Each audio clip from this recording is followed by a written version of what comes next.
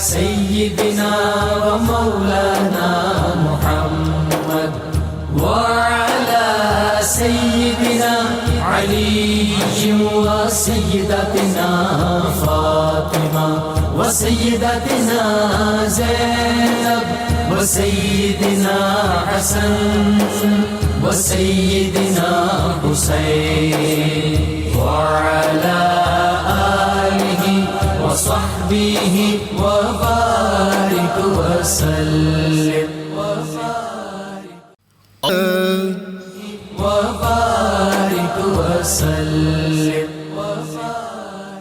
اللهم صل على سيدنا. بسم اللہ الرحمن الرحیم. السلام علیکم ناظرین. پروگرام صبح نور کے ساتھ آپ کا میزبان نذیر احمد غازی حاضر ہے. ناظرین کرام، حضرت ابو انیس محمد برکت علی صاحب رحمہ اللہ کی مشہور تالیف اسماء النبی الکریم صلی اللہ علیہ وآلہ وسلم سے ایک اسم مبارک پڑھنے کی سعادت حاصل کر رہا ہوں.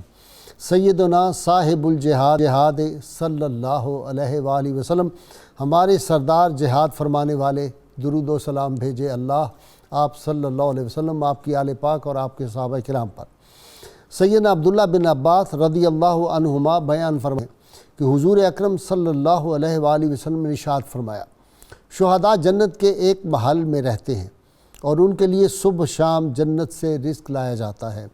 اسی طرح سیدنا انس بن مالک رضی اللہ تعالی عنہ سے روایت ہے کہ حضور نبی کریم صلی اللہ علیہ وآلہ وسلم نے ارشاد فرمایا، جب بندے قیامت کے دن حساب کتاب کے لیے کھڑے ہوں گے تو کچھ لوگ اپنی تلواریں گردنوں پر اٹھائے ہوئے آئیں گے، ان سے خون بہہ رہا ہوگا، وہ جنت کے دروازوں پر چڑھ دوڑیں گے. پوچھا جائے گا یہ کون ہیں؟ جواب ملے گا یہ شہداء ہیں جو زندہ تھے اور انہیں روزی ملتی تھی. ناظرین کرام، رحمت کونین صلی اللہ علیہ وسلم کے سارے صحابہ نجوم ہدایت ہیں. آج ان نجوم ہدایت میں سے ایک عظیم نجم ہدایت کا ذکر پاک کرنے کی ہم سعادت حاصل کر رہے ہیں. یہ شخصیت وہ ہے ہماری آج کی ممدوح شخصیت جن کو رحمت کونین صلی اللہ علیہ وسلم سے کئی نسبتیں حاصل ہیں. یہ رحمت کونین صلی اللہ علیہ وسلم کے برادر نسبتی بھی ہیں. حضرت زینب بنت جحش ام المومنین رضی اللہ تعالی عنہ جو تھی ان کے سگے بھائی ہیں. رحمت کونین صلی اللہ علیہ وسلم کے پھوپھی زاد بھائی بھی ہیں، اس لحاظ سے آپ کے فرسٹ کزن بھی ہیں. اسی طرح ان کو ایک نسبت یہ حاصل ہے کہ سیدنا امیر حمزہ رضی اللہ تعالیٰ عنہ کے بھتیجے ہیں. حضرت عبد الرحمن بن عوف عظیم رسول اللہ صلی اللہ علیہ وسلم کے صحابی اور شہزادہ مکہ و مدینہ مصعب بن عمیر رضی اللہ تعالیٰ عنہ جو پہلے مبلغ اسلام جن کو مدینہ منورہ بھیجا گیا، وہ بھی ان کے دونوں صحابہ برادر نسبتی ہیں. رحمت کونین صلی اللہ علیہ وسلم کے دامن پاک سے جب یہ وابستہ ہوئے تو 21واں نمبر ان کا غالباً اسلام قبول کرنے والے لوگوں میں ہے.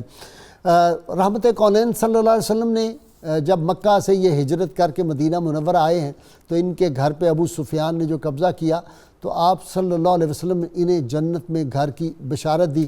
بلکہ اس کی تفصیل تو میرے اسکالر بیان کریں گے. میں تو یہ سمجھتا ہوں کہ رحمت کونین صلی اللہ علیہ وسلم نے الاٹمنٹ جو تھی جنت کے گھر کی وہ ان کے نام کر دی، ان کو خوشخبری بھی سنائی تھی. اسلام میں صحابہ کرام میں پہلے فرد ہیں جن کو اللہ کے محبوب صلی اللہ علیہ وسلم نے امیر المومنین کا لقب عطا فرمایا.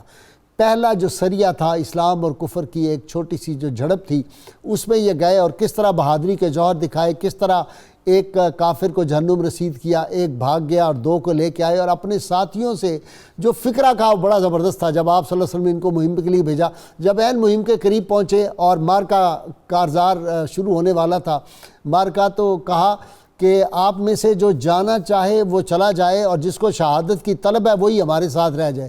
تو حضور صلی اللہ علیہ وسلم کے دیوانے اور پروانے جو ہیں ان کے لیے زندگی کی کیا حیثیت تھی. وہ موت سے، شہادت سے اتنا پیار کرتے تھے جتنا لوگ زندگی سے بھی پیار نہیں کرتے. تو سارے صحابہ میں سے کوئی صحابہ کرام میں سے کبھی زندگی میں موت کا خوف کسی صحابی کے قریب سے بھی نہیں گزرا. وقت ہوتا تو میں سارے حضرت خبیب، حضرت زید، حضرت سعد بن ربیع، ان سب کے، زیاد بن سکن، سب کے واقعات آپ کو سناتا، لیکن اب وقت کم ہے. ہم نے آج اس شخصیت کے بارے میں جو ہے وہ گفتگو کرنی ہے. انہوں نے وہ جو پہلا مارکہ کامیابی سے کیا، کس طرح اللہ تعالیٰ نے ان کی بریت فرمائی.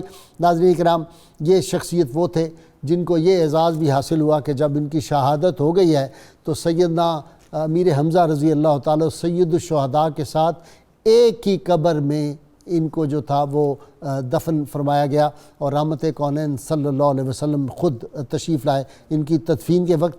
تو یہ وہ عظیم ہستی تھے جن کی جب تلوار ٹوٹ گئی احد میں تو آپ صلی اللہ علیہ وسلم نے ان کو کھجور کی ایک جو چھڑی تھی وہ دے دی تھی، اور وہ چھڑی جو تلوار بن گئی، اور آپ کو پتہ ہے حضرت عکاشہ رضی اللہ تعالیٰ عنہ کو بھی آپ نے چھڑی دی تھی اور تلوار بن گئی تھی۔ اس طرح کے کئی واقعات، لیکن جس طرح یہ احد میں انہوں نے جان نثاری، فداکاری اور جس طرح اپنی جان قربان کی وہ ایک تاریخ ہے۔ اللہم صلی علی سیدنا و مولانا محمد وعلی سیدنا علی و سیدتنا فاطمہ و سیدتنا زینب و سیدنا حسن و سیدنا حسین وعلی آلہ وصحبہ وبارک وسلم۔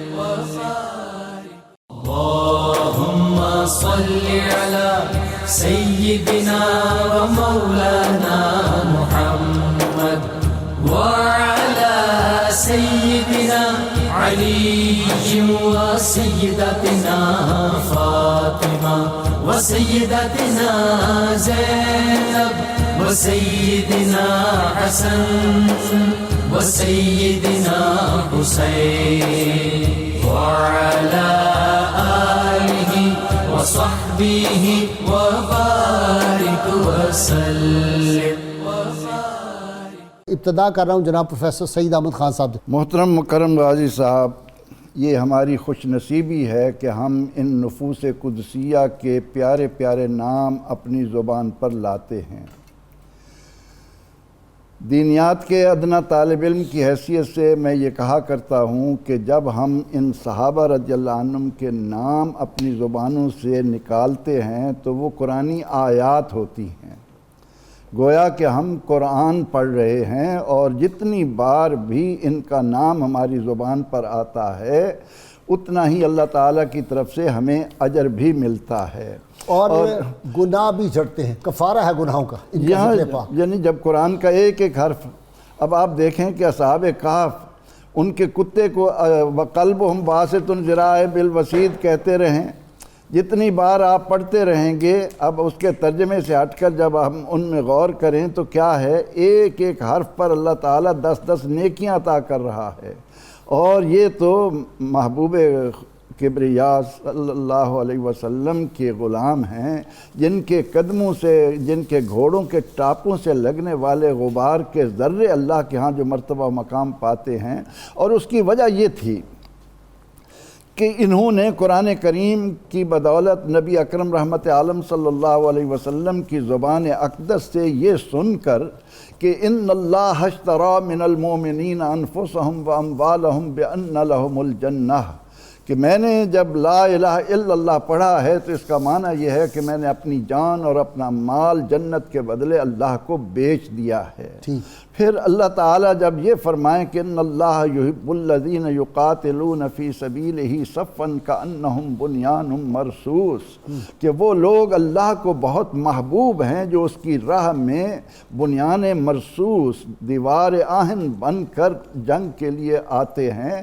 تو یہ نفوس قدسیہ جنہوں نے اسلام کی عظمت کے لیے رحمت عالم صلی اللہ علیہ وسلم کی ایک ایک آواز پر لبیک لبیک کی صدائیں کہتے ہوئے جان، مال، آبرو، ہر شے قربان کر دی، ان میں سے سیدنا حضرت عبداللہ بن جہش رضی اللہ عنہ، ان کے کمالات، یہ قبیلہ بنو خزیمہ کے بنو اسد قبیلے سے ان کا تعلق ہے، اور ابو سفیان کے قبیلے کے ساتھ یعنی حرب بنو امیہ بن حرب کے ساتھ بھی ان کا تعلق ہے، اور 20-25 سال کی عمر میں کس طرح ایمان لائے ہیں۔ ان کے دونوں بھائی احمد عبد بھی، عبید اللہ بھی، ان کی تینوں بہنیں حضرت زینب، حضرت حمنہ، حضرت ام حبیبہ، سارے دامن رسالت سے اس وقت منسلک ہو گئے جب ابھی آپ نے دار ارقم میں قدم نہیں رکھا تھا۔ یعنی السابقون الاولون من المہاجرین वल-अंसार की सदाएं जो क़यामत तक बुलंद होती रहेंगी वो ये उनमें शामिल है। ये इनके लिए रज़ी अल्लाह अन्हुम व रदू अन्हु की सदाएं भी साथ ही चहकती रहेंगी। हज़रत अब्दुल्ला बिन जहश रज़ी अल्लाह अन्हु के अखलाक और किरदार पर जब मैं इस अंदाज से देखता हूँ कि एक तो आप सरिया हज़ूर अलैहिस्सलाम ने जो भेजा उसमें अजीम कारनामे सरअंजाम दिए और अल्लाह ताला ने इनके लिए कुरान पाक में ये आया करीमा नाजिल फरमाई कि यसअलूनका अनिश शहरिल हराम क़ितालिन फ़ी, लोग आपसे सवाल करते हैं कि हुर्मत वाले महीनों में लड़ना कैसा है, तो फरमा दीजिए कि कुल क़ितालुन फ़ीह कबीर, लड़ना बहुत बड़ा गुनाह है, लेकिन ज़रा ये अपने किरदार पर भी तो निगाह डालें। सद्दुन अन सबीलिल्लाह वल मस्जिदिल हराम व कुफ्रुम बिही व इखराज अहलिही मिनल मस्जिदिल हराम, ये अपने किरदार पर तो देखें कि वल फितनत अकबर मिनल कत्ल। इन तमाम तर शुजाअतों के साथ जिसका जिक्र हम तफसील से आगे बयान करते रहेंगे, मैं ये देखता हूँ कि बदर में इन्होंने कैदी बनाया वलीद बिन वलीद को, और वो कैदी इनके पास चंद दिन रहा।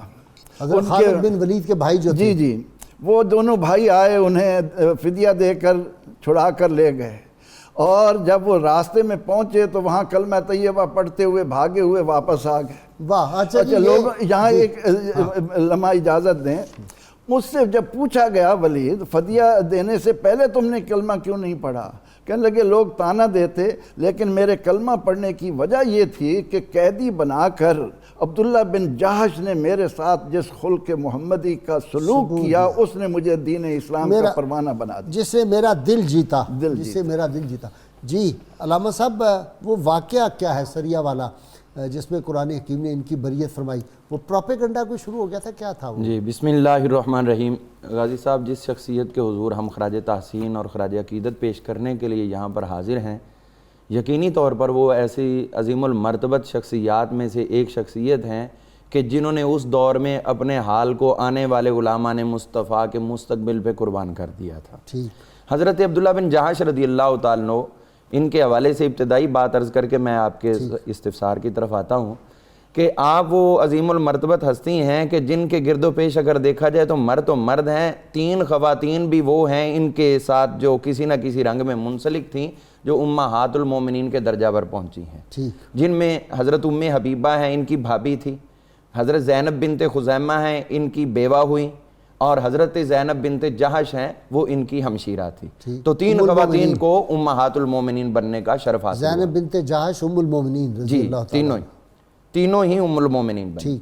तो ये 3 भाई थे, और आप देखें कि इनकी हुजूर सल्लल्लाहु अलैहि वसल्लम से मोहब्बत, इन्होंने अपनी कुनियत अबू मोहम्मद रखी हुई थी, और इनके एक भाई थे जो नबीना थे, उनकी कुनियत अबू अहमद थी, अब्दुद्दार उनका नाम था।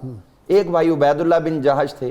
तो ये तीनों जो है हिजरत कर गए हबशा की तरफ, और वो नाबीना सहाबी, उनका मुकाम देखे इनके भाई का कि उन्होंने भी राह खुदा में नाबीना होने के बावजूद अपने भाई का हाथ थाम कर 3 मरतबा हिजरत का शरफ हासिल किया। सुभान अल्लाह। 2 दफ़ा हबशा की तरफ गए और 1 दफ़ा मदीना मुनव्वरा। कहना बड़ा आसान है, घर बार को छोड़ना, सब कुछ छोड़ के, सब सामान घर बार छोड़ के जाना, ये जिन पे गुजरती है उन्हीं को पता। जी। और फिर वो इस तरह हुआ कि हुजूर सल्लल्लाहु अलैहि वसल्लम ने रात नमाज इशा के बाद इरशाद फरमाया, अब्दुल्ला बिन जहश सुबह तैयार होके आना। फजर की नमाज पे आप तीर कमान ढाल पकड़कर हुजूर सल्लल्लाहु अलैहि वसल्लम की खिदमत में हाजिर हुए।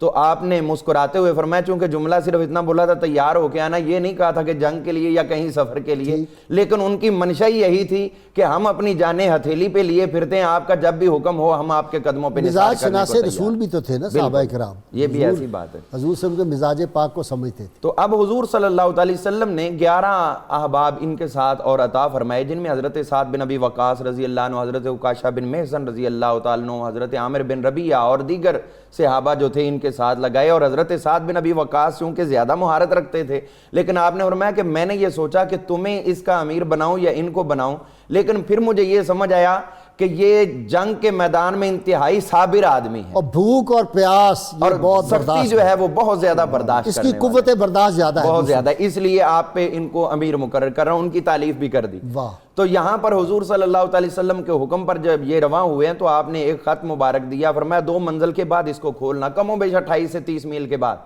تو وہاں پر گئے اور یہ بھی حضور صلی اللہ علیہ وسلم کے حکم کی تعمیل ہے، رستے میں نہیں کھولا، جہاں کا حکم تھا وہیں جا کے کھولا ہے۔ یہ کس قدر حضور صلی اللہ علیہ وسلم کے ساتھ، اور ابھی ابتدا ہے، ابھی ابتدا ہے، لیکن اس کے باوجود یہ حضور صلی اللہ علیہ وسلم کی اسٹریٹجی تھی کہ اگر یہاں بتا دیا تو میں بھی کسی کو خبر ہو جائے اور آگے حالات چلے جائیں۔ تو جب آپ وہاں جا کے آپ نے خط کھولا اور اس کی کیفیت پڑھی تو فرمایا کہ یہ بہت دور کا سفر ہے، مکہ کے مساوی جانا ہے، مکہ اور طائف کے درمیان میں ہے، تو یہ بائی پاس ہو کر مکہ سے نکلنا ہے، نخلا پہنچنا ہے، جی نخلا، تو وہاں پر ہم نے پہنچنا ہے، سفر لمبا ہے، زیادہ راہ کم ہے، سختی اور صعوبت بہت زیادہ ہے۔ میں کھلے دل سے شرح صدر سے کہتا ہوں جو واپس جانا چاہے وہ چلا جائے، لیکن میں تو اپنی زندگی کی آخری ساعت تک حضور صلی اللہ تعالی علیہ وسلم کے حکم پر عمل کرتا رہوں گا۔ صحابہ نے کہا کہ آپ عمل کرنے والے تو ہم کیوں نہیں عمل کرنے والے، ہم بھی اسی طرح عمل کریں گے۔ تو یہ پہلی شخصیت ہیں صحابہ میں حضور صلی اللہ علیہ وسلم کی ظاہری حیات طیبہ میں جن کو امیر المومنین کا لفظ بولا گیا۔ حفیظ جلندری نے کیا کہا؟ غلامان محمد صلی اللہ علیہ وسلم، غلامان محمد جان دینے سے نہیں ڈرتے، یہ سر کٹ جائے یا رہ جائے پرواہ نہیں کرتے۔ اب وہاں پر گئے، راستے میں حضرت سعد بن ابی وقاص رضی اللہ عنہ کا اونٹ جو ہے وہ دوڑ گیا، وہ اس کو پکڑنے کے لیے پیچھے رہ گئے۔ جب یہ وہاں پہنچے ہیں تو اب صورتحال یہ تھی کہ رجب شریف کا چاند چڑھ رہا تھا، ابتدا تھی، اور ادھر جو ہے یہ لوگ جن کی حضور صلی اللہ علیہ وسلم نے نشاندہی فرمائی تھی اس قافلے کے سر پہ پہنچ گئے۔ اب ان کو کس طرح بلاغ کریں؟ حضرت عکاشہ نے بڑا عجیب رویہ وہاں اختیار کیا، فوری طور پر اپنا سر منڈوا دیا۔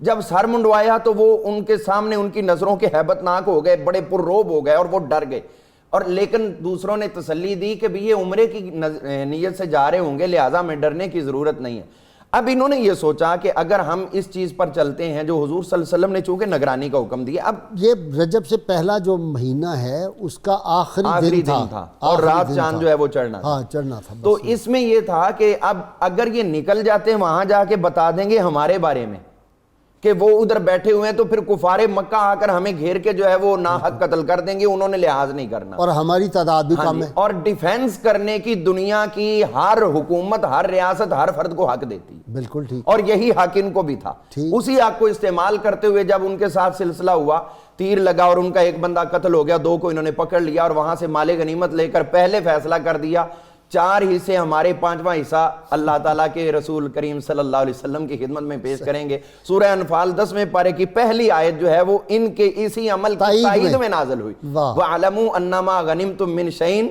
خُمُسَهُ لِلَّهِ وَلِلرَّسُولِ، جو بھی تم مال غنیمت حاصل کرو گے اس میں سے 5واں حصہ اللہ اور اس کے رسول صلی اللہ علیہ وسلم۔ اب حضور صلی اللہ علیہ وسلم کی بارگاہ میں آ گئے، قیدی بھی لے آئے، مال غنیمت بھی، کیا ہوا؟ اب یہاں پر جب آئے تو حضور صلی اللہ علیہ وسلم نے چونکہ ابھی ممنوع آیات نازل نہیں ہوئی تھی تو اس لیے حضور صلی اللہ علیہ وسلم نے وہ والا رسپانس نہ دیا جس اور کی وہ جو بھاگ گیا تھا اس نے جا کے وہاں پہ کفار مکہ کو بتایا، انہوں نے پروپیگنڈا شروع کر دیا سارے علاقوں میں، دیکھو مسلمان تو حرمت کے مہینے کی بھی پرواہ نہیں کرتے۔ یہ ڈس انفارمیشن جو ہے یہ کفر کا ایک سب سے بڑا مؤثر ہتھیار ہے، آج تک ہے۔ اب یہاں تک یہ صورتحال بنی کہ حضور صلی اللہ علیہ وسلم نے یہاں بلاک کر دیا، روک دیا سب کو کہ اب یہ معاملہ چونکہ حرمت والے مہینے کا تعلق اللہ کی ذات سے ہے، اب فیصلہ بھی اللہ تعالیٰ خود ہی ارشاد فرمائے گا۔ اب وہاں پر جو آپ نے انٹرو میں آیات پڑھی ہیں وہاں پر یہ صورتحال ہوئی کہ اللہ نے فرمایا کہ یہ دیکھو ادھر تو انگشت نمائی کرتے ہوئے ایک بندے کے اوپر جو انہوں نے ڈیفینسو میں اپنا کام کیا ہے، اور خود تمہارا اپنا یہ حال ہے کہ یہ جتنے لوگ آئے ہیں یہ بھی تو تمہارے مکہ کے رہنے والے تھے، وہاں سے تم نے ان کو نکلنے پہ مجبور کیا، ان کی جائیدادوں پہ قبضے کر لیے، حالانکہ مسجد حرام جب ہے ہی حرمت والی وہاں سے تو کسی کو بھی روکنا کسی بھی حالت میں جائز نہیں ہے۔ اور ان کی یہ سوچ تھی کہ حرم شریف میں جو ہے وہ ہماری محبتیں، ہماری جو ابتدائی تمام کیفیات ہیں، اور اس کے ساتھ ساتھ یہ چیز جو بطور خاص ان لوگوں کے ذہنوں میں اللہ تعالیٰ نے ڈالی ہے، حرمت وہ نہیں جس کو تم کہو گے، حرمت وہ ہے جس کو خود اللہ تعالیٰ کرا۔ واہ سبحان اللہ۔ تو یہ اللہ تعالیٰ نے اس وقت ان کی تائید میں اور ان کی تسلی میں آئے، بڑا نازک جو ہے وہ مرحلہ پتہ بھی چلتا ہے کہ منشاء مصطفیٰ صلی اللہ علیہ وسلم، حضور کی خوشی میں صحابہ کی خوشی بلکہ ساری امت کی، اور حضور صلی اللہ علیہ وسلم اگر کسی چیز کو ناپسند فرمائیں یا اعراض فرمائیں تو ساری امت، تو جتنی دیر تک وہ آیات نہیں آئیں صحابہ ان کو جب دیکھتے تھے تو دوسری طرف چہرہ کر کے چلے جاتے تھے کہ حضور صلی اللہ علیہ وسلم نے وہ پسند نہیں فرمایا، وہ جو معاملہ وہاں پہ لڑائی کا ہوا تھا۔ تو یہ بھی ایک بات پتہ چلتی ہے ہمیں، اس لیے ہم روز کہتے ہیں کہ الحب للہ والبغض للہ۔ جی بسم اللہ الرحمن الرحیم، والصلاة والسلام علی سید الانبیاء والمرسلین غازی صاحب قرآن مجید فرقان حمید میں اللہ رب العزت نے 8 فطرتی محبتوں کا ذکر فرمایا کہ بندہ مومن اور کامل مومن وہ ہے جو اللہ اور اس کے رسول کے مقابلے میں ان 8 فطرتی محبتوں کو رکاوٹ نہیں بناتا، بلکہ یکمشت ان 8 فطرتی محبتوں کو اللہ اور اس کے رسول کی محبت پر قربان کر دیتا ہے۔ آج جس شخصیت کا ذکر ہم کر رہے ہیں اور جن کے حضور ہم خراج عقیدت پیش کر رہے ہیں، ان کی زندگی کے اندر یہ وصف ہمیں نمایاں نظر آتا ہے، اور تمام صحابہ کرام اس کی عملی تصویر تھے۔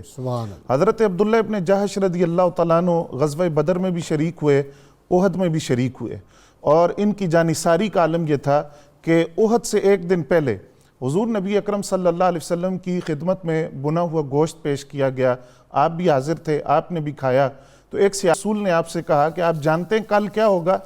تو فرمانے لگے میں جانتا ہوں کل کیا ہوگا، میری شہادت ہوگی، لیکن میں سیر ہو کر اللہ کی بارگاہ میں پیش ہونا چاہتا ہوں، میرے علم میں ہے کہ کل میرے ساتھ کیا ہوگا۔ اس کے بعد پھر انہوں نے حضرت سعد بن ابی وقاص رضی اللہ تعالیٰ عنہ سے کہا کہ آپ ذرا میرے ساتھ آئیں، میں ایک دعا مانگنا چاہتا ہوں۔ ایک چٹان کی اوٹ میں آپ چلے گئے اور حضرت سعد بن ابی وقاص رضی اللہ تعالیٰ عنہ سے کہا کہ آپ دعا مانگے، میں آمین کہتا ہوں، میں دعا مانگوں گا پھر آپ آمین کہیں۔ حضرت سعد بن ابی وقاص رضی اللہ تعالیٰ عنہ نے دعا مانگی، یا اللہ کل جب میں تیرے راستے میں نکلوں تو ایک ایسا شخص میرے مقابلے میں آئے کہ میں اس پر قابو پالوں، پھر میں اس کو قتل کر دوں، واصل جہنم کروں، اور اس کا جو مال ہے وہ مال غنیمت بن کر میرے پاس آ جائے۔ عبداللہ ابن جہش رضی اللہ تعالیٰ عنہ نے اس پر آمین کہا۔ پھر اب انہوں نے دعا مانگی اور کہا سعد اب آپ نے آمین کہنی ہے کہ یا اللہ جب میں کل تیرے راستے میں نکلوں تو ایک بڑا غضبناک کافر میرے مقابلے میں آئے، میں اس پر قابو نہ پاؤں، وہ مجھ پر قابو پا لے، پھر مجھے قتل کر دے، میری ناک اور کان کو کاٹ دے، پیٹ کو پھاڑ دے، میری لاش کو مسلح کر دے، کل جب میں تیری بارگاہ میں پیش کیا جاؤں تو یا اللہ تو مجھ سے سوال کرے کہ یہ تیری ناک اور کان کہاں ہے، اور میں تیری بارگاہ میں عرض کروں کہ تیرے اور تیرے حبیب کے راستے میں قربان کر کے آیا ہوں۔ حضرت عبداللہ ابن جہش رضی اللہ تعالیٰ عنہ کی یہ جو دعا تھی، یہ اللہ تعالیٰ نے اس کو شرف قبولیت بخشا۔ اس کے بعد جب ان کی لاش کو دیکھا گیا، مسلح کیا گیا تھا، حضرت سعد بن ابی وقاص رضی اللہ تعالیٰ عنہ وہاں سے گزرے اور انہوں نے کہا اللہ کی قسم عبداللہ کی دعا میری دعا سے بہتر تھی، جو دعا انہوں نے مانگی تھی۔ اور اس کے بعد دیکھا گیا، اکبر آبادی کا ایک شعر سن لو، پھر بات اپنی آپ کی جاری رہے گی۔ بڑی اچھی بات کہی انہوں نے، اور نے کہا جو دیکھی ہسٹری میں نے تو پھر کامل یقین آیا، جسے مرنا نہیں آیا اسے جینا نہیں آیا۔ سبحان اللہ، سبحان اللہ۔ پھر حضرت عبداللہ ابن جہش رضی اللہ تعالیٰ عنہ کے جو ناک اور کان تھے وہ دھاگے کے اندر پرو کر لٹکائے گئے تھے۔ پھر اس قدر یقین کامل تھا اپنی دعا پر کہ وہ قبول ہوگی کہ لوگوں سے کہتے تھے اور لوگوں کے سامنے اظہار کرتے تھے کہ الہی میں تیری قسم کھاتا ہوں کل جب میں تیرے راستے میں نکلوں گا میں مارا جاؤں گا، شہید کیا جاؤں گا، اور میری لاش کو مسلح کیا جائے گا۔ اس یقین کامل کے ساتھ میدان احد میں آپ آئے اور پھر اس جان فشانی سے لڑے کہ تلوار آپ کی ٹوٹ گئی۔ نبی اکرم صلی اللہ علیہ وسلم نے تلوار ٹوٹنا کیا اس سے ثابت ہوتا ہے؟ تلوار ٹوٹنے سے معلوم ہوا کہ وہ اس قدر جاں بازی سے لڑے ہیں وہاں پہ، اور اس قدر زوردار طریقے سے لڑائی کی کہ تلوار لوہے کی تلوار ٹوٹ گئی۔ جی بالکل۔ تو حضور صلی اللہ علیہ وسلم نے ان کو ایک کھجور کی شاخ یا چھڑی عطا فرمائی جو تلوار کی شکل اختیار کر گئی، اور دستی اس کی کھجور کے تنے کی طرح تھی۔ اس کے ساتھ آپ آخر تک لڑتے رہے اور پھر آپ نے جام شہادت نوش کیا۔ حضرت عبداللہ ابن جہش رضی اللہ تعالیٰ عنہ بدر میں بھی شریک ہوئے، اور جس طرح خان صاحب نے بیان کیا کہ ولید بن ولید جس کو آپ نے قیدی بنایا تھا، اس کے جو واپس آنے کی وجہ تھی اس میں 2 وجوہات کتب سیر میں ہیں۔ ایک تو یہ تھا کہ اسلام کی حقانیت اور اس کی صداقت، دوسرا حضرت عبداللہ ابن جہش کے اخلاق سے بہت متاثر ہوا، اس وجہ سے وہ واپس آیا اور اس نے اسلام قبول کیا۔ اللہم صلی علی سیدنا و مولانا محمد وعلی سیدنا علی و سیدتنا فاطمہ و سیدتنا زینب و سیدنا حسن و سیدنا حسین وعلی آلہ و صحبہ و بارک وسلم۔ اللہم صلی علی سیدنا و مولانا محمد وعلی سیدنا علی و سیدتنا فاطمہ و وسيدتنا زينب وسيدنا حسن وسيدنا حسين وعلى آله وصحبه وبارك وسلم. اچھا جی خان صاحب، ایک بات پہ ذرا میں غور کرتا رہا کہ سیدنا امیر حمزہ رضی اللہ تعالیٰ عنہ اور ان کو اور جو شہدائے احد تھے ان کو تو پورے کفن بھی نہیں مل سکے تھے، ایک ایک چادر ملی تھی اور پھر وہ اصغر گھاس جو ہے وہ ڈالی گئی وغیرہ. وہاں حضور رحمت کونین صلی اللہ علیہ وسلم کی چشمان پاک سے وہ جو نور کے موتی نکلے تھے، جنت کے سارے موتی ان پہ قربان، اس خاک پاک کے اوپر، اس کحل البصر اس کو کہوں جس کے اوپر آپ صلی اللہ علیہ وسلم کے وہ چشمان پاک سے جو موتی نکلے اور اس پہ جذب ہو گئے، اس کی تاثیر آج تک بھی ہے. نبی رحمت صلی اللہ تعالی علیہ وسلم اپنے اس عمل سے قیامت تک آنے والے اہل ایمان کو ایک سبق عطا فرما رہے کہ اے اہل ایمان، تمہارے لیے دنیا کی لذتیں، دنیا کی نعمتیں کوئی معنی نہیں رکھتی. آج یہ دیکھ لو کہ میرا حقیقی چچا اس حال میں دنیا سے جا رہا ہے کہ اگر کفن کی چادر منہ پر ڈالتے ہیں تو پاؤں ننگے ہو جاتے ہیں، پاؤں پر ڈالتے ہیں تو منہ سے خالی ہو جاتے ہیں. اس کیفیت میں یہ کس طرح اللہ کے ہاں باوقار ہو کر جا رہے ہیں کہ ان کی شہادت کے بعد ان کی قبر سے گزرتے ہوئے اگر کوئی سلام بھی کرے گا تو اہل نظر کو ان کا جواب بھی سننے کو ملے گا، اور یہ قیامت تک اللہ تعالیٰ کے رزق سے بھی بہرہ مند ہوتے رہیں گے. اللہ تعالیٰ کے نبی علیہ الصلاۃ والتسلیم نے ان نفوس قدسیہ جو آپ کے ساتھی ہیں، جن کے بارے میں حفیظ جلندری کا شعر ایک مجھے بھی یاد آیا کہ وہ کیا خوبصورت کہتا ہے، تعالی اللہ یہ شیوا ہی نہیں ہم با وفاؤں کا، پیا ہے دودھ ہم نے غیرت مند ماؤں کا، نبی کا حکم ہو تو پاند جائیں ہم سمندر میں، جہاں کو محو کر دیں نعرہ اللہ اکبر میں. اللہ تعالیٰ کا ارشاد ہے ان تنصر اللہ ینصرکم، اگر تم اللہ کی مدد کرو گے تو اللہ تمہاری مدد کرے گا. نبی رحمت صلی اللہ علیہ وسلم کے ساتھ غزوہ احد کے موقع پر جو آزمائش آئی، اس پر اللہ تعالیٰ نے قیامت تک آنے والی امت مسلمہ کو ایک حکم دیا، اور وہ یہ تھا کہ ام حسبتم ان تدخلوا الجنہ، کیا تمہارا یہ گمان ہے کہ ہم تمہیں جنت پلیٹ میں رکھ کر دیں گے؟ وَلَمَّا يَأْتِكُمْ مَثَلُ الَّذِينَ خَلَوْا مِن قَبْلِكُمْ، ابھی تو تم ان تکلیفوں سے نہیں گزرے جو تم سے پہلے لوگ گزر چکے. تم تو امام المرسلین کے امتی ہو، تم تو خیر امت ہو. مَسَّتْهُمُ الْبَأْسَاءُ وَالضَّرَّاءُ وَزُلْزِلُوا، ان کے بدن پر لوہے کی کنگیاں چلا دی جاتی تھیں.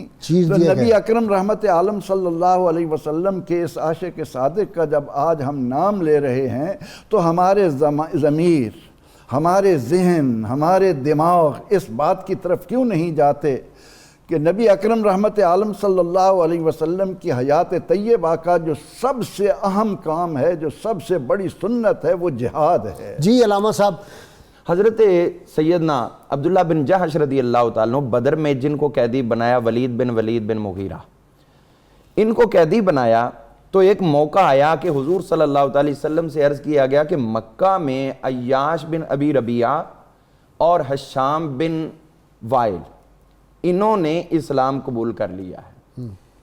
حشام بن عاص نے، حضرت عمر بن عاص کے بھائی، لیکن کفار مکہ نے ان کو قیدی بنا لیا ہے، اور قیدی بھی اس جگہ پہ رکھا ہے جہاں صرف دیواریں ہیں اور سارا دن دھوپ پڑتی ہے، اور دھوپ کے اندر یہ اپنا پورا دن گزارتے ہیں. نیچے پتھریلی زمین ہے اور اوپر سے سورج کی گرمی ہے، اور یہ سارا دن برداشت کرتے، اور ان کو باندھا ہوا ہے لوہے کی زنجیروں کے ساتھ. تو حضور صلی اللہ علیہ وسلم نے ارشاد فرمایا ابھی کون ہے جو جا کے عیاش بن ابی ربیعہ اور حشام بن عاص کو چھڑا کے لائے؟ تو یہی جن کی تربیت حضرت عبداللہ بن جحش فرما چکے تھے، ولید بن مغیرہ. انہوں نے کہا حضور یہ خدمت میں سر انجام دوں. آپ نے دعا دے کر روانہ فرمایا. یہ چلتے ہوئے گئے، جب مکہ کے قریب پہنچے تو وہاں ایک عورت وہ روٹیاں سر پہ اٹھائے لیے جا رہی تھی. تو انہوں نے پوچھا کہ تم کہاں جا رہی ہو؟ انہوں نے کہا کہ یہ 2 بندے قیدی بنائے ہوئے ہیں, ان کو دن میں 1 مرتبہ کھانا دینا ہوتا ہے اور وہ میں دینے جا رہی ہوں. آپ سمجھ گئے کہ منزل مقصود تک ابھی گھر ڈھونڈنے کی حاجت نہیں ہے, دعائے مصطفیٰ اپنا پورا اثر دکھا رہے ہیں. سبحان اللہ. تو آپ کہتے ہیں میں اس کے پیچھے پیچھے چلا, اور چلتے چلتے جب وہ وہاں پہنچ گئی, میں نے جگہ دیکھ لی, سائیڈ پہ ہو گیا. جب وہ کھانا دے کے تو چلی گئی کھلا کے, پھر اس کے بعد آپ اندر گئے اور جا کر اس کی زنجیریں توڑنے کے لیے اور کچھ نہیں تھا, تلوار تھی, تو اسی کو مار مار کے ان کی زنجیریں توڑی, اور توڑتے ہوئے ان کی انگلی جو ہے وہ زخمی ہو گئی. اور وہ شعر جو حضور صلی اللہ علیہ وسلم نے اپنی انگلی کے زخمی ہونے پر پڑھا, کس کی زخمی ہوئی؟ حضرت ولید بن مغیرہ, جی ان کی اپنی, وہ توڑ رہے تھے. تو وہی انہوں نے کہا اپنی انگلی سے کہ تو انگلی وہی ہے کہ جو کچھ تجھے ملا, جو تو خون آلودہ ہو رہی ہے, یہ صرف اللہ کی راہ میں ہو رہی ہے اور تجھے کسی وجہ سے دکھ نہیں, اپنی انگلی کو تسلی دے رہے. تو وہاں سے ان دونوں کو نکالا اور لا کر حضور صلی اللہ علیہ وسلم کی خدمت اقدس میں پیش کر دیا. حضور صلی اللہ علیہ وسلم نے ان کی تحسین فرمائی کہ یہ کام تم نے رات کی تاریکی میں نہیں بلکہ دن کے اجالے میں کیا ہے. واہ, اتنی جرت تھی ان کے اندر, کتنا بڑا رسک تھا جی, رسک تھا. اور پھر یہ بھی تو تھا نا کہ ان بھائیوں کو جن سے پیسے دلوا کے وہاں رک گئے تھے, ان کو یہی دکھ تھا نا دونوں بھائیوں کو, خالد بن ولید کو, کہ اس نے اگر اسلام قبول کرنا ہی تھا تو پھر سیدھا کر لیتا, ہمارا تو خرچہ نہ کرواتا. اب یہ ہوا کہ حضور صلی اللہ علیہ وسلم نے ولید بن ولید سے ایک جملہ بولا اس خدمت کے بعد. آپ نے فرمایا کہ خالد بہت اچھا انسان ہے اور عقل مند ہے, اور حیرانگی یہ ہے کہ اتنا سیانہ سمجھدار بندہ بھی تھا کہ اسلام سے دور ہے. لئن اتانا خالد لاکرمنا, اگر خالد ہمارے پاس آ جائے تو ہم اس کو ضرور عزت عطا کریں. واہ واہ واہ. تو جب حضور نے یہ جملہ بولا تو آپ گئے گھر جا کے خط لکھا, کہنے لگے خالد کب تک بھاگے گا, حضور تو تیرا خود انتظار کر رہے ہیں اور عزت کا تاج لیے تیرے لیے تیار بیٹھے ہیں, تو تو آنے میں کیوں تاخیر کر رہا ہے. تو حضرت خالد بن ولید کے پاس جب ان کا لیٹر پہنچا تو اس کے بعد پھر وہ وہاں سے نکلے اور آ کر حضور صلی اللہ علیہ وسلم. اچھا ایک بات ہے, جناب خالد بن ولید رضی اللہ تعالیٰ اسلام جب حضور صلی اللہ علیہ وسلم بارگاہ میں آئے ہیں اسلام قبول کرنے کے لیے, تو آپ صلی اللہ علیہ وسلم نے اسی طرح کے الفاظ پھر دہرائے ہیں کہ خالد میں سوچتا تھا کہ تم جیسا ذہین فتین آدمی اور دانشور کب تک کفر کی صفوں میں رہ سکتا ہے, اور اسلام سے کب تک دور رہے گا. اور غازی صاحب ابھی جو غزوہ احد کے حوالے سے بات ہوئی ہے, اس میں نعوذ باللہ کسی کو یہ نہیں سوچنا چاہیے کہ کوئی شکست کا ایسا پہلو, اگر خدا نخواستہ شکست ہوتی تو مسلمان تمام کے تمام میدان جنگ چھوڑ کے جا چکے ہوتے, کفار مکہ وہاں جشن منا رہے ہوتے. نہیں اور بات لیکن ایسا نہیں ہوا. صاحب ایک تو یہ بات ہے جو آپ نے کی, اس سے اگلی بات جو بڑے لوگ تھے انہوں نے جنہوں نے بڑی ریسرچ کی, ہم تو طالب علم ہیں اور میں اس پہ بہت زیادہ گفتگو پہلے بھی کر چکا ہوں. سوال یہ ہے کہ وہ مقاصد کیا لے کے آئے تھے. فیصلہ فتح و شکست کا جو ہے وہ پتہ چلے گا کہ مقاصد کیا تھے کفار مکہ کے. مقصد یہ تھا کہ ہم نے مدینہ کو تباہ و برباد کر دینا ہے, ہم نے مسلمانوں کو ختم کر دینا ہے جا کے. کیا مدینہ منورہ سے کوئی ایک بکری بھی وہ لے جا سکے؟ کیا مدینہ منورہ کسی دیوار کو وہ ٹچ کر سکے؟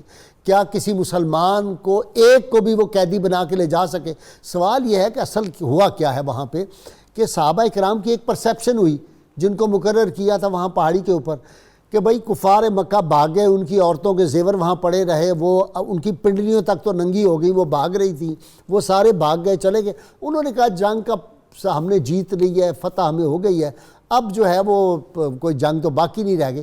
تو یہ ان کا جو گمان تھا اجتہادی خطا, اجتہادی, میں تو اس سے بھی کوئی اور لفظ نرم مجھے ملے تو میں کہوں پرسیپشن ہے جی, ہیومن پرسیپشن ہے نا وہ اس وقت, ورنہ وہ تو سوچ بھی نہیں سکتے حضور صلی اللہ علیہ وسلم کی کسی حکم کی حکم عدولی کا تصور. انہوں نے کہا اب سارے معاملے اوور ہو گئے, وہ چلے گئے, بھاگ گئے, وہ نیچے اترے ہیں. اور وہ جو اس وقت ایک کیا اس کو آپ کہیں گے افراتفری مچ گئی اچانک حملے سے, تو وہ ہوا. لیکن صحابہ کرام جس دن بعد حضور صلی اللہ علیہ وسلم وہاں موجود رہے, 3 دن تک رہے ہیں, پیچھے گئے جی ان کے, وہاں نہیں رہے بلکہ پیچھے ان کے گئے. رضوان اللہ مجمعین کو بھیجا, صحابہ نے ان کا پیچھا کیا اور پھر وہ مسلمانوں کو آتے ہوئے دیکھ کے بھاگے, اور وہ جو سامان پھینک رہے تھے مسلمان پھر وہ اٹھا کر لائے. تو فتح کس کی ہوئی؟ تو اسلام کی فتح ہے. اور اسی لیے حضرت ایک اور بھی اشارہ کر دوں, حضرت سیدہ زینب بنت جہش رضی اللہ عنہا, حضرت عبداللہ بن جہش کی شہادت کے 3 دن بعد آپ نے منگوایا تھا تیل, وہ اپنے سر پہ لگوایا, کنگھی کی خوشبو لگائی, اور ساتھ ہی یہ بھی کہہ دیا کہ حضور صلی اللہ علیہ وسلم نے ارشاد فرمایا تھا کہ صرف بیوی کے لیے خاوند کی وفات کے ساتھ 4 مہینے 10 دن تک عدت سوگ ہے, حدات ہے, لیکن کسی اور کے لیے 3 دن سے زیادہ نہیں ہے. اگرچہ میرے بھائی کی شہادت کا دکھ بہت زیادہ ہے، لیکن جو حضور صلی اللہ علیہ وسلم نے 3 دن کی حد بندی کر دی ہے،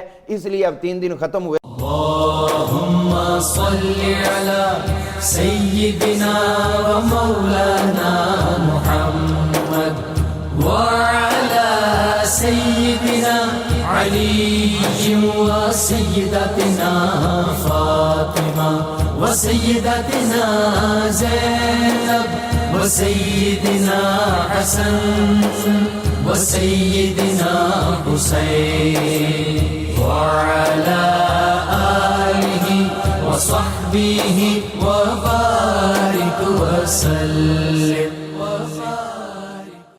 اللهم صل على سيدنا ومولانا محمد وعلى سيدنا علي وسيدتنا فاطمة وسيدتنا زينب وسيدنا حسن وسيدنا حسين وعلى آله وصحبه وبارك وسلم. ان کے نثار کوئی کیسے ہی رنج میں ہو، جب یاد آ گئے سب غم بھلا دیے. احد میں ہی تھی نا وہ خاتون جس کا باپ بھی گیا، بھائی بھی گیا، خامد بھی گیا. انہوں نے کہا باقی باتیں ٹھیک ہے، لاشیں بھی دیکھ لی. انہوں نے کہا حضور صلی اللہ علیہ وسلم کا چہرہ انور دکھا دو. دیکھا تو کہا اب سارے غم ان کے نثار کوئی کیسے ہی رنج میں ہو. جی غازی صاحب، حضرت عبداللہ ابن جحش رضی اللہ تعالیٰ عنہ کے حوالے سے 2 باتیں مزید میں عرض کروں گا. ایک تو بدر کے حوالے سے، جب حضور صلی اللہ علیہ وسلم نے قیدیوں کے متعلق رائے طلب کی کہ ان کے ساتھ کیا کیا جائے، تو ان کے بارے میں کیا فیصلہ ہو، تو صحابہ کرام نے اپنی رائے دی. مستدرک کے اندر یہ روایت موجود ہے کہ حضرت عبداللہ ابن رواحہ اور حضرت عبداللہ ابن جحش ان دونوں نے ایک ہی رائے دی. اور وہ رائے کیا تھی؟ اس سے ان کا جو جوش ہے اور ولولہ ہے اور کفر کے خلاف جو ان کے جذبات ہیں ان کا پتہ چلتا ہے. حضرت عبداللہ ابن جحش رضی اللہ تعالیٰ عنہ نے کہا، یا رسول اللہ صلی اللہ علیہ وسلم، یہ جس سرزمین پر ہم رہتے ہیں یہاں لکڑیوں کی کمی نہیں ہے، اور یہ وہ لوگ ہیں جنہوں نے کل ہمیں مکہ سے نکالا، ہمیں اذیتیں دی، ظلم کی داستانیں رقم کی، آج یہ ہمارے جائیدادوں پر قبضہ کیا، جائیدادوں پر قبضہ کیا. تو یہاں اس سرزمین میں لکڑیوں کی کمی نہیں ہے. آپ حکم فرمائیں، ابھی ہم لکڑیاں جمع کر کے آگ لگائیں گے اور ان سب کو آگ کے اندر پھینک کر جلا کر راکھ کر دیں گے. اور سیدنا عمر فاروق رضی اللہ تعالیٰ نے کیا تجویز دی؟ حضور ان کی جو گردنیں جس کا رشتہ دار ہے جی وہ اپنے رشتہ دار کو، جی بالکل، یہ ہے اسلام. جی بالکل. رسول اللہ صلی اللہ علیہ وسلم کی یہ جو رشتہ دینی رشتہ ہے، یہ سب رشتوں سے جو ہے اعلیٰ رشتہ ہے. جی بالکل. نسبی رشتے سب ختم، اصل رشتہ دین کا رشتہ ہے. پھر غازی صاحب آپ دیکھیے کہ جو ان کی ہجرت کا واقعہ ہے وہ بھی بڑا ایک منفرد واقعہ ہے. وہ اس طرح کہ حضور صلی اللہ علیہ وسلم جب ہجرت فرما گئے تو آپ کے حکم پر جو صحابہ کرام پیچھے رہ گئے تھے، ان میں سے آخر میں جن صحابہ کرام نے ہجرت کی ہے ان میں حضرت عبداللہ ابن جحش رضی اللہ تعالیٰ عنہ شامل ہے. اور جب انہوں نے ہجرت کی ہے، آخر میں مکہ سے نکلے ہیں، تو ان کا پورا قبیلہ ساتھ تھا، دیگر قبائل ساتھ تھے. اور جب یہ لوگ مکہ المکرمہ سے نکلے تو وہاں ایک ویرانی کا عالم نظر آ رہا تھا، گھروں کو تالے لگ گئے، اور جن محلوں سے یہ نکلے تھے وہ سنسان پڑے تھے. اس منظر کو دیکھ کر ابو جہل نے حضرت عباس بن عبد المطلب رضی اللہ تعالیٰ عنہ سے کہا کہ آپ کے بھتیجے نے یہ کیا کیا، ہماری جمعیت کو منتشر کر دیا ہے اور ہماری کمر ٹوٹ گئی ہے، اور وہ لوگ آج ہمیں چھوڑ کر چلے گئے، جدائی پیدا ہو گئی. اور پھر ابو سفیان نے قبضہ کیا حضرت عبداللہ ابن جحش رضی اللہ تعالیٰ عنہ کے مکان پر جب وہ اسلام ابھی نہیں لائے تھے. تو یہ خبر نبی اکرم صلی اللہ علیہ وسلم کو پہنچی اور حضرت عبداللہ ابن جحش نے اس کا تذکرہ خود کیا کہ میرے مکان پر وہاں قبضہ کیا گیا. تو اس موقع پر نبی علیہ السلام نے فرمایا کہ اے ابن جحش، کیا تم اس بات پر راضی نہیں؟ اس مکان کے بدلے اللہ نے جنت میں تمہیں مکان عطا کر دیا. اس سے بہتر. جی اس سے آگے پھر نبی علیہ السلام نے دوسرا جملہ ارشاد فرمایا، پھر فرمایا اے ابن جحش، وہ مکان تمہیں مل چکا ہے، وہ جنت میں تمہارے نام وہ مکان لگ چکا ہے. الاٹمنٹ. جی بالکل، رسول اللہ صلی اللہ علیہ وسلم الاٹمنٹ کر جی بالکل، یہ الاٹمنٹ دے دی، جنت کے مالک اور مختار ہیں، تو وہ ان کو فرمایا کہ وہ تمہیں مل چکا ہے. تو اس پر حضرت عبداللہ ابن جحش رضی اللہ تعالیٰ عنہ نے عرض کیا، حضور بس اب وہ جو مکان کے والے سے بات تھی وہ ذہن سے نکل گئی، جنت میں مکان مل گیا.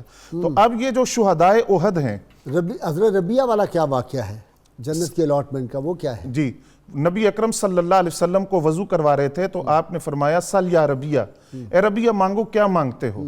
اب یہاں دیکھیے یہ سوال بھی مطلق ہے، اس میں قید نہیں ہے کہ یہ مانگو اور یہ نہ مانگو. جو مانگنا ہے جو مانگو. مانگنا ہے مانگو. تو انہوں نے عرض کیا یا رسول اللہ صلی اللہ علیہ وسلم انا اسألک مرافقتک فی الجنہ، میں آپ سے جنت میں آپ کی رفاقت معیت کا سوال کرتا ہوں. فرمایا او غیر ذالک، اس کے علاوہ بھی کچھ مانگو. عرض کیا یا رسول اللہ صلی اللہ علیہ وسلم بس میرے لیے یہ کافی ہے. تو یہاں شارحین نے لکھا اصل یہ اشارہ تھا کہ جب جنت میں حضور کی رفاقت اور معیت مل جائے تو پھر کائنات کی ساری نعمتیں خود بخود جھولی میں آ جاتی ہیں اس قرب اور معیت اور دوستی کی وجہ سے. تو انہوں نے سوال کیا اور حضور نے فرمایا کہ وہ جنت میں ساتھ میں نے تمہیں عطا کر دیا. اور وہاں حضرت ربیعہ رضی اللہ تعالیٰ عنہ نے یہ عرض نہیں کیا کہ میں جنت میں آپ سے ساتھ مانگ رہا ہوں تو جنت آپ کیسے عطا کریں گے کہ جب کہ غیر اللہ کو تو اختیار نہیں. لیکن حضور صلی اللہ علیہ وسلم نے عطا کی اور حضرت ربیعہ رضی اللہ تعالیٰ عنہ اس پر خوش ہوئے. تو پتہ چلا کہ صحابہ کرام کا عقیدہ تھا کہ اللہ نے اپنے نبی کو یہ اختیار عطا کیا ہے، وہ جس کو چاہیں جنت عطا کریں اور جنت میں داخل فرما سکتے ہیں. بہت شکریہ جی آپ تینوں مہمانوں کا. ناظرین کرام کتاب الشفا سے نسخے کا وقت ہو گیا. یہ بخار کا جی روحانی علاج ہے. قلنا یا نار کونی بردم و سلامن علی ابراہیم، اس کو 11 مرتبہ یا 7 مرتبہ اس آیہ مبارکہ کو پڑھیں. اول آخر کم از کم 11 مرتبہ کوئی بھی درود پاک جو آپ کو آتا وہ ضرور پڑھ کے پانی پر اس کو دم کریں اور مریض کو پلا دیں. اور وہ پانی جو ہے پلانے کے علاوہ اس کے پیشانی پہ بھی وہ پانی جو ہے اس کی پٹی کر دیں. اللہ تعالیٰ انشاءاللہ تعالیٰ اس کو شفا عطا فرمائیں گے. سیدنا علی مرتضیٰ شیر خدا فاطمہ ارشاد فرماتے ہیں جہاد دین کا ستون ہے اور سعادت مندوں کا طریق ہے اور مجاہدین کے لیے آسمان کے دروازے کھول دیے جاتے ہیں. اللہم صلی علی سیدنا و مولانا محمد وعلی سیدنا علی و سیدتنا فاطمہ و سیدتنا زینب و سیدنا حسن و سیدنا حسین وعلی آلہ و صحبہ و بارک وسلم.